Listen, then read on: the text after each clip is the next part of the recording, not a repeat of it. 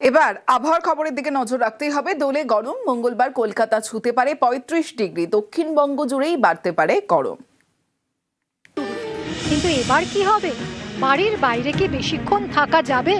কারণ আবহাওয়া দফতর বলছে এবার দোল গরম।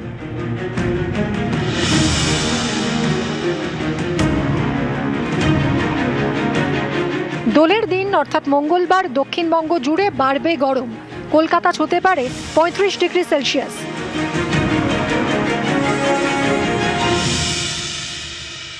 দেখুন, গরম পড়েছে, এটা অস্বীকার করার কিছু নেই। গরম হয়তো আরেকটু বাড়বে, কিন্তু গরমটা যেটা আছে এতটা না হলে যদি একটু কম হতো তাহলে হয়তো মানুষ আরো বেশি এই যে দোল বা পলাশ উৎসবকে উপভোগ করতে পারতো। দোল বা পলাশ উৎসব পুরুলিয়াতে একটা এমন মাধুর্য নিয়ে এসছে, মানুষ এই দোল উৎসবকে এবং পলাশকে উপভোগ করতে পুরুলিয়াতে আসবেই গরমকে উপেক্ষা করে। গরম তো অস্বাভাবিক গরম পড়ে যাচ্ছে খুব তাড়াতাড়ির মধ্যে। আমরা দোল খেলছি এটুকু শিওর, কারণ দোল তো বছরে একটা দিনই আসবে, আর এটা তো উৎসব একটা বাঙালিদের, দোল হবেই।